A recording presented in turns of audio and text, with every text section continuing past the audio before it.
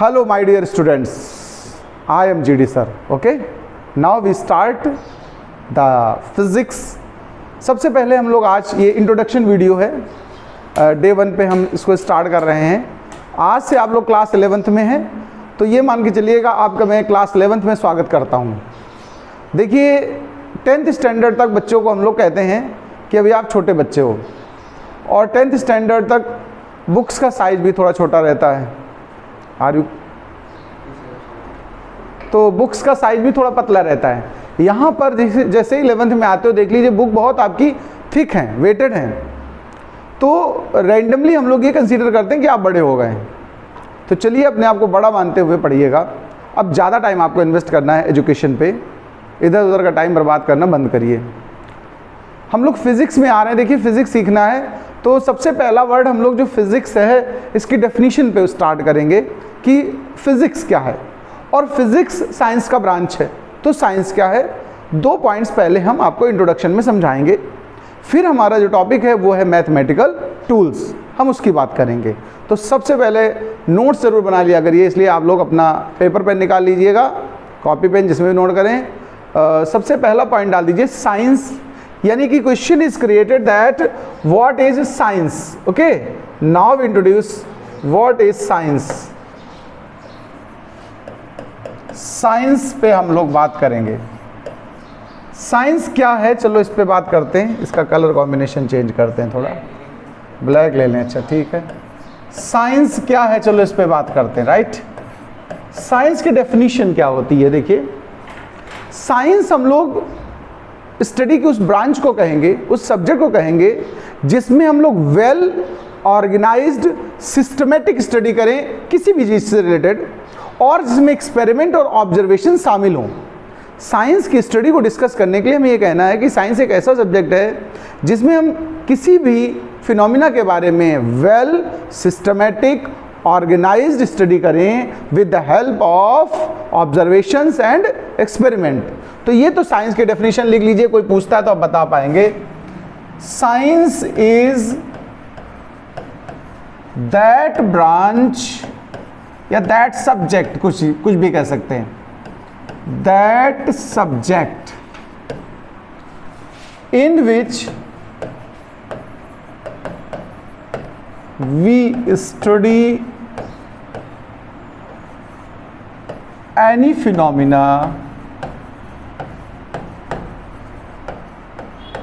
by systematic and organized way with the help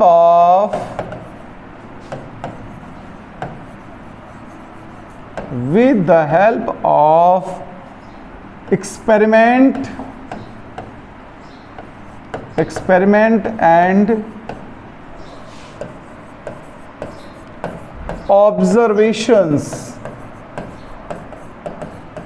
इसको हम लोग साइंस कहते हैं। Science have many branches, there are main 2 branches, biological science and physical science. Mainly हम लोग science की 2 ब्रांच कहते हैं।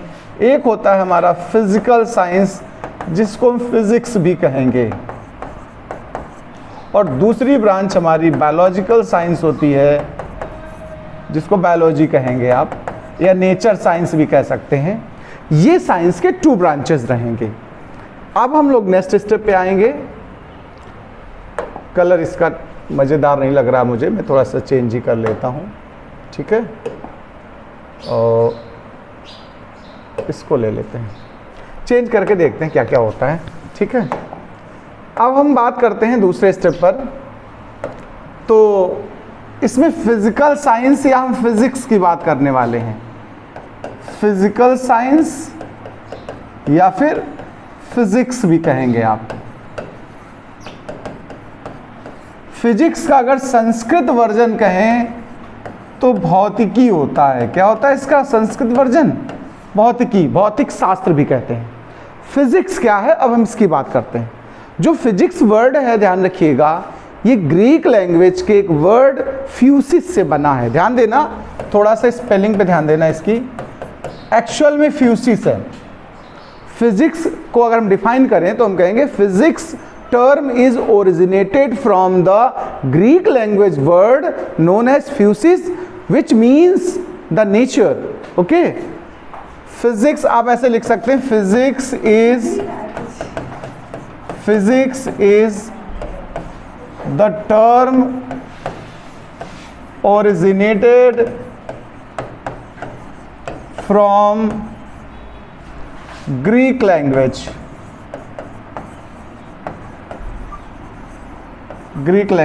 whose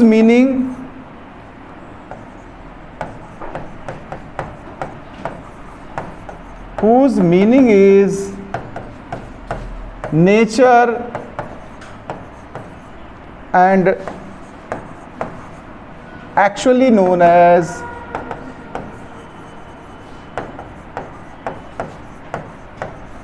फ्यूसिस। इस पे मेन हमारा अटेंशन रहेगा। फ्यूसिस जो वर्ड है इसका मतलब ही होता है फिजिक्स या nature.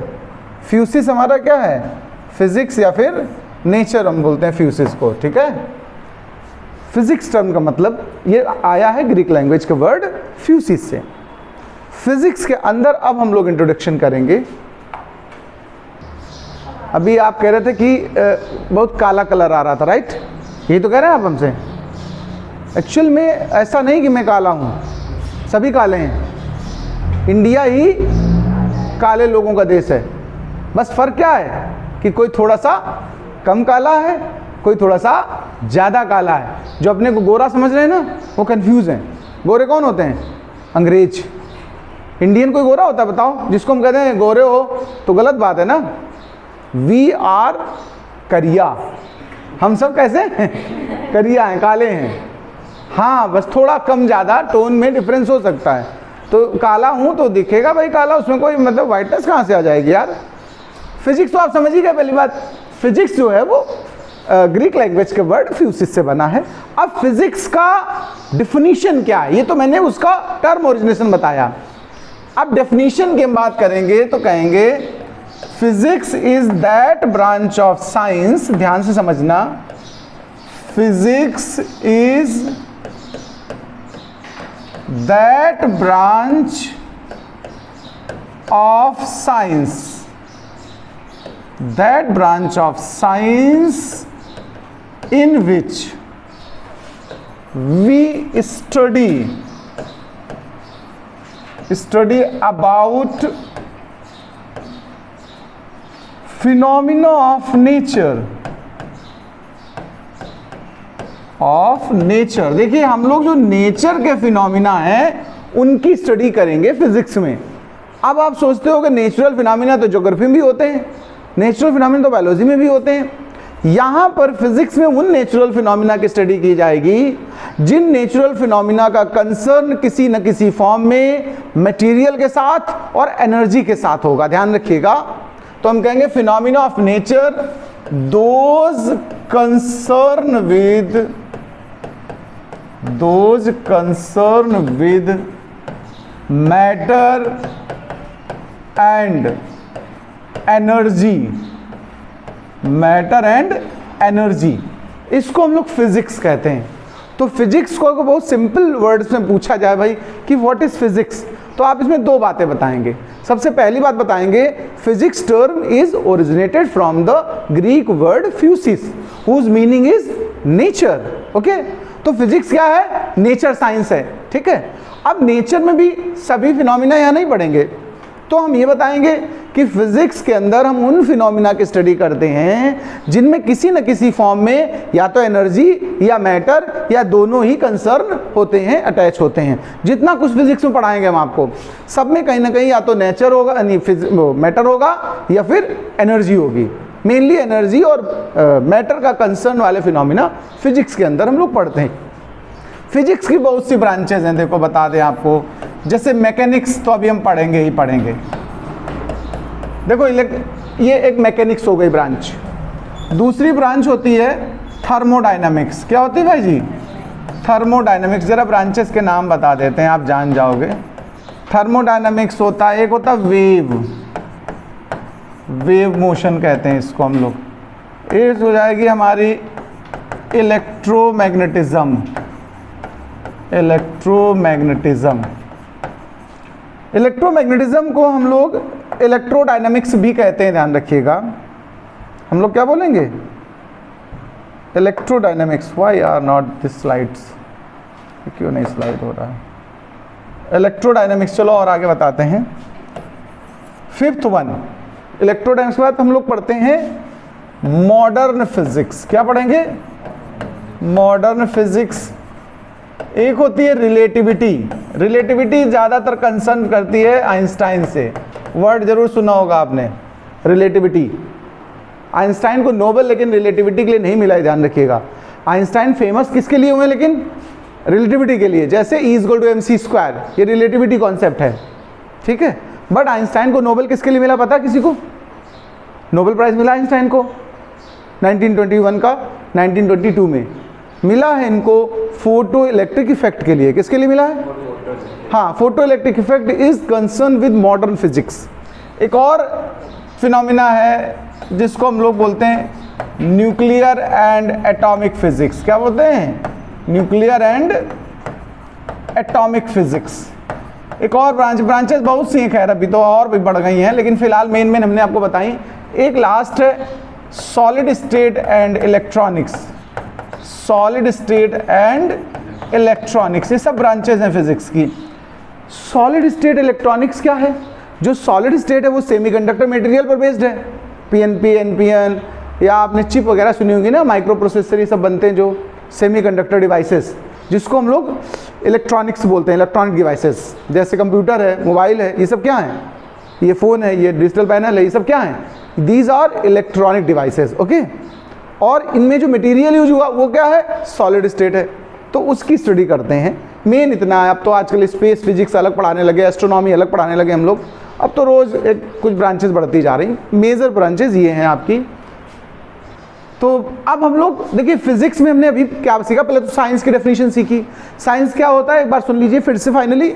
Science is that subject in which we study systematic and organised manner of anything, any phenomena with help of experiments and observations, okay, this is the science. अब physics क्या है? physics term is originated from the Greek language word physis which means nature, okay। तो physics में हम लोग उन phenomena की study करेंगे जो नेचुरल फिनोमिना है। अब नेचुरल फिनोमिना क्या है? वो वाले नेचुरल फिनोमिना जिनमें कहीं ना कहीं मैटर और एनर्जी का कंसर्न होता है, उनको हम लोग फिजिक्स में पढ़ते हैं। फिजिक्स की कुछ ब्रांचेस बता दी मैंने अब आपको। अभी फिजिक्स सीखने के लिए ध्यान रखिएगा मैथ्स का बहुत यूज़ है, तो इसलिए हमें मैथमेटिकल टूल्स आने ही चाहिए। तो थोड़ी की मैथ्स हम पढ़ाने वाले हैं अभी, उतनी मैथ्स पढ़ लीजिए जितना हमें नीड है। हालांकि पूरी नहीं हो सकती पॉसिबल, क्योंकि पता नहीं क्या क्या नीड बढ़ने वाली है, लेकिन मैक्सिमम चीज़ें हम डिस्कस करने वाले हैं। ये वीडियो उन बच्चों के लिए ज़्यादा इंपॉर्टेंट है जो बायोलॉजी ग्रुप के हैं। मैथ्स वालों तो कभी कभी पढ़ने को मिल ही जाएगा आगे मैथ्स का सब पूरा फैक्टर, बट जो बायो वाले स्टूडेंट्स हैं उनके लिए मैथमेटिकल टूल्स कंपलसरी है। मैथ्स वालों के लिए भी अभी तो फिलहाल नीडफुल है, क्योंकि जो चीज़ें हम अभी पढ़ाएंगे, आज पढ़ाएंगे, वो आपको मैथ्स वाले हो सकता है अगले साल पढ़ाएं, एक साल बाद 12th स्टैंडर्ड में ले जाके पढ़ाएं। तो एक साल क्या फिजिक्स नहीं सीखेंगे क्या? तो इसलिए ज़रूरत तो सबको है। तो हम लोग स्टार्टिंग करते हैं। सबसे पहले हम बात करते हैं कुछ अलजेब्रा की। किसकी बात करते हैं? अलजेब्रा। तो सबसे पहले हेडिंग तो डाल लीजिए आप, mathematical tools. Mathematical tools, okay. इसके अंदर पहला जो सेक्शन स्टार्ट करेंगे वो अलजेब्रा है हमारा। जेड बना लेना है, अलजेब्रा। अलजेब्रा देखिए, अलजेब्रा में हमको कुछ फार्मूलेज हैं जो आइडेंटिटीज बोलते हैं आप लोग। मुझे पता ज़्यादा लोगों को पता होगा, लेकिन बट हम अपना पूरा वर्क करते हैं, ठीक है। सबसे पहला फार्मूला जो हमको तैयार होना चाहिए, ध्यान रखिएगा, वो होता है हमारा a+b² आप लोग को पता है इसका फार्मूला? पक्का सुनाओ। अच्छा हमको पता है, लेकिन हमको ऐसे पता है, इमली स्क्वायर प्लस चटनी स्क्वायर प्लस 2 इमली चटनी, मतलब इमली प्लस चटनी का ऑल स्क्वायर कहते हैं इसको। हाँ, कम इन a² plus b² plus 2ab, okay. अच्छा, अगर यहाँ a माइनस b हो जाता तो फिर वेरी गुड। तो इमली माइनस चटनी का whole square is equal to इमली स्क्वायर प्लस चटनी स्क्वायर माइनस 2 इमली चटनी। आप ऐसे भी कह सकते हो, याद करना हमें चाहे जैसे याद करें। एक और a प्लस बी और a माइनस बी क्या होता है? a square minus b square. फिर एक और a प्लस बी का अगर हम होल क्यूब पूछें आपसे तो क्या आप ओपन कर सकते हैं? बताएं। a plus B bracket a square plus B square 2ab, या इसका पूरा ओपन करना हो तो a cube plus B cube plus 3a square B plus 3b square A. ध्यान रखिएगा, हम मैक्सिमम चीज़ें एक्सपेंड करके याद करें, हमें टाइम सेव करना है। हमारा टारगेट टाइम बचाना है सबसे ज़्यादा। मेरा फोकस टाइम पे रहेगा कि हम टाइम कम से कम बर्बाद कैसे करें। यहीं पर अगर हम लोग a माइनस बी का बनाना चाहें तो भाई जी नहीं बनेगा क्या? a माइनस बी का होल क्यूब, बोलो। a क्यूब माइनस बी, हम सीधे रिजल्ट पे बोल रहे हैं, ठीक है। a cube minus b cube minus 3a square B plus 3b square a, ये हमारा बन जाएगा a माइनस बी के लिए। एक और चीज सुन लीजिए, क्वाड्रेटिक इक्वेशन। क्या सिखाते हैं हम लोग? क्वाड्रेटिक। सुना है कि नहीं सुना? क्वाड्रेटिक कैसी होती है? ax square plus bx plus c, this is quadratic. अगर फैक्टर होते हैं तो सो फॉर सो गुड, और नहीं होते हैं तो किसको बुलाते हैं? श्रीधराचार्य। सम्मान से नाम लो भाई, महर्षि थे। उस जमाने में मैथ्स डेवलप कर दी जब लोग मैथ्स जानते नहीं थे। उस समय ऐसा डिफिकल्ट मेथड उन्होंने सॉल्व करके दिया है। तो जिनकी फैक्टर्स पॉसिबल नहीं होते हैं उनमें हम लोग किसको बुलाते हैं? महर्षि श्रीधराचार्य को। किसको बुलाते हैं? तो आइए धराचार्य जी को बुला रहे हैं। तो उसका रिजल्ट क्या होता है? x is equal to minus b plus minus root of b square minus 4ac upon 2a। Okay, इसमें एक टर्म होता है डिस्क्रिमिनेंट। सुना है डिस्क्रिमिनेंट? किसको बोलते हैं discriminant? Yes, here discriminant d is equal to b square minus 4ac। कभी ऐसे पूछ लिया जाए तो आप बता पाओगे। अब हम लोग अगले स्टेप, अब इसी क्रम में हम आगे बढ़ते हैं। एक टॉपिक होता है बाइनोमियल थ्योरम। देखिए बाइनोमियल थ्योरम का बहुत ज़्यादा फिजिक्स में यूज़ है। अभी एक चैप्टर ग्रेविटेशन पढ़ाऊंगा मैं, वहाँ यूज़ होगा, और भी बहुत जगह यूज़ होगा। तो बाइनोमियल अलजेब्रा में ही है, लेकिन वो जब पढ़ाई जाएगी तब तक बहुत देर हो चुकी होगी। जो मैथ्स वाले पढ़ाएंगे आपको तो बहुत टाइम हो चुका होगा, तब तक हम बहुत चीज़ें सीख चुके होंगे। तो बाइनोमियल सीखते हैं, जरा समझिएगा जरा इसका। बाइनोमियल तो नाम है इसका, binomial theorem, this is the name of article. अब आप सुनिए इसके नेम का मीनिंग क्या है। बाई मतलब टू होता है। आपने मोनोनोमियल, पॉलिनोमियल ऐसे सुने होंगे ना टर्म। जितने टर्म होते हैं उतने नोमियल बोलते हैं। तो बाइनोमियल मतलब टू टर्म। इसका फार्मूला समझना पहले, फिर हम इसको थोड़ा डिस्क्राइब करेंगे। जैसे यहाँ पर पावर में कोई नंबर होगा 2 3 4 5 एनीथिंग, मतलब उसको हमने यहाँ फिलहाल n बोल दिया। क्या बोल दिया है? तो 1 plus h to the power n is equal to, जब इसको ओपन करते हैं, सिंप्लीफाई करते हैं, तो 1 plus nx plus n minus 1 by factorial 2। इसको क्या पढ़ेंगे? फैक्टोरियल 2। सुन लीजिए, फैक्टोरियल n लिखने के दो मेथड होते हैं, आप जो चाहें वो अडॉप्ट करें। कुछ लोग इस तरह से फैक्टोरियल बना के लिखते हैं नंबर, और कुछ लोग नंबर लिखने के बाद इस तरह का फैक्टोरियल बनाते हैं। इसको बोलते हैं क्या? इन सिंबल्स को क्या बोलते हैं? फैक्टोरियल। क्या बोलते हैं? अभी मैं इसका मतलब बता दूंगा थोड़ी देर बाद। अगला step, n minus 1 n minus 2 by factorial 3। अच्छा, इसमें x स्क्वायर होता है, इसमें x क्यूब होता है। ये जो बाइनोमियल एक्सपेंशन वो इन्फिनिटी तक चला जाता है। इसी तरह आप बढ़ा भी सकते हो और भी टर्म। देखो, पहला है 1, दूसरा nx, अगले में x पे एक पावर और बढ़ेगी तो 2 हो जाएगी पावर। देखो x स्क्वायर, और n के साथ एक फैक्टर बढ़ने वाला है n माइनस 1, और अपान में इसके फैक्टोरियल 1 कह सकते हो आप। इसके अपान अगर लिखना चाहो तो क्या लिख सकते हो? फैक्टोरियल 1। फैक्टोरियल 1 की वैल्यू 1 ही होती है, इसलिए वहाँ बिना फैक्टोरियल के भी हम लिख सकते थे, इसलिए लिख दिया था। इसके बाद अगला टर्म देखिए, n आया, n-1 आया, एक और टर्म बढ़ाओगे तो क्या हो जाएगा, n-2 और अपान में फैक्टोरियल 3, तो पावर कितनी हो गई 3। इसके बाद टर्म बढ़ाना चाहो आप तो n, n-1, n-2, n-3, तो फैक्टोरियल में 4, ऊपर पावर x 4, ऐसे कितने भी टर्म आप इन्फिनिटी तक लिख सकते हो। इन सब का मीनिंग जरा समझ लो। मैंने अभी सिखाया आपको फैक्टोरियल n का मतलब क्या होता है। देखिए दो इसके सिंबल हैं, आपको जो स्टाइल पसंद आवे इनमें से वो यूज करिएगा। मैं ये वाला नहीं यूज करता हूं, उसका रीजन बता दूं। मैं 21 लिखता हूं कभी, मतलब फैक्टोरियल 2 लिखने वाला होता हूं और जल्दी लपेटे में 21 बन जाता है, इसलिए मैंने ये वाला प्रोसीजर नहीं पसंद किया, मुझे ये पसंद आया। आपको जो समझ में आवे, फैक्टोरियल का मतलब सुनिएगा। जब इसको ओपन करते हैं तो इसका मीनिंग होता है n, n-1, n-2 होते होते लास्ट में 3 to 1 तक जाता है। मैं इसको एग्जांपल से समझाता हूं कि फैक्टोरियल का मीनिंग क्या है, सेंस क्या है, वैल्यू क्या है। जैसे मुझे फैक्टोरियल 5 चाहिए, क्या चाहिए, अब फैक्टोरियल 5 की वैल्यू कितनी अगर ये पूछा जाए आपसे, तो इसका सेंस होता है 5 से स्टार्ट करिए। जैसे n से स्टार्ट हुआ देखो, फिर एक कम कर दीजिए इसमें, तो 5 में एक कम करो कितना आया 4, फिर एक और कम कर दो, फिर एक और कम कर दो, फिर एक और कम कर दो, लास्ट में क्या आया 1। इन सबको मल्टीप्लाई कर दो तो 3 2 जा 6, 6 4 जा 24, 24 5 जा 120। ये फैक्टोरियल 5 की वैल्यू है।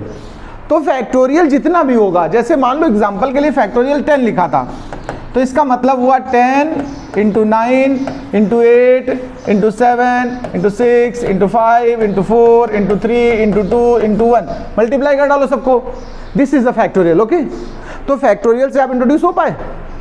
अब बात करता हूं बाइनोमियल क्यों आया, क्योंकि यहां पर दो ही टर्म है, देखो इसके अंदर 1 and 2 को बाई बोलते हैं, इसलिए इस तरह के फार्मूले के लिए क्या वर्ड यूज हुआ, बाइनोमियल। ओके, अभी एक मिनट और सुन लेना। फिजिक्स में बाइनोमियल हम लोग किस तरह यूज करेंगे ये भी जान लो। फिजिक्स में बाइनोमियल ध्यान रखिएगा, हम वर्ड का मतलब ही कुछ बदल लेंगे। बाइनोमियल 90% बाइनोमियल मतलब 2 टर्म।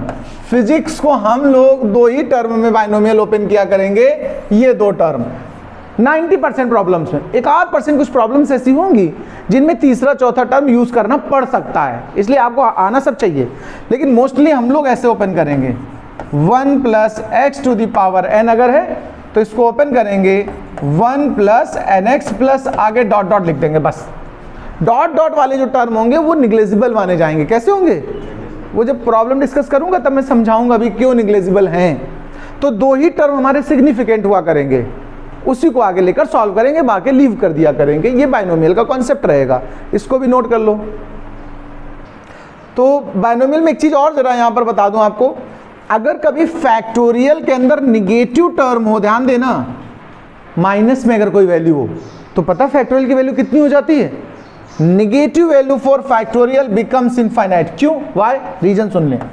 एग्जाम्पल के तौर पे जैसे मान लीजिए फैक्टोरियल -2 लिखा है, हम आपसे पूछे कि what is the value of factorial -2, तो आप इसको कैसे ओपन करेंगे, देखना शुरुआत कहां से होगी, -2 से, फिर एक और माइनस करो तो क्या होगा -3, भाई माइनस करना है ना, एक और माइनस करो तो क्या होगा -4। क्या कभी आप 1 2 3 पे आ सकते हो क्या, सीधे पढ़ते जाओगे कहां तक, इनफिनाइट तक। इसलिए निगेटिव फैक्टोरियल की वैल्यू हमेशा कैसी होती है, इनफाइनाइट होती है। क्या होती है, इनफाइनाइट। ओके,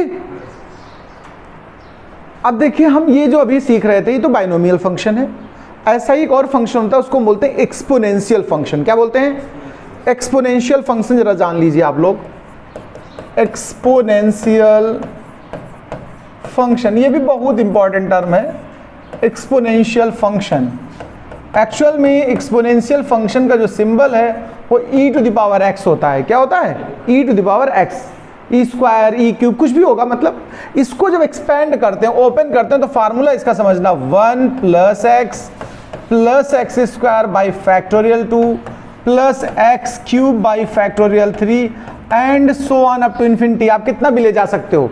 एक और बात बता दें, वैल्यू ऑफ अगर e कभी पूछा जाए, सिंपल e की बात कर रहा हूं, value of e always lies between, ये कांस्टेंट होती है 2 and 3, किसके बिटवीन होती है इसकी वैल्यू 2 and 3, अप्रॉक्सीमेट 2.7 आता है इसका जब कैलकुलेट करते हैं लॉग मेथड से।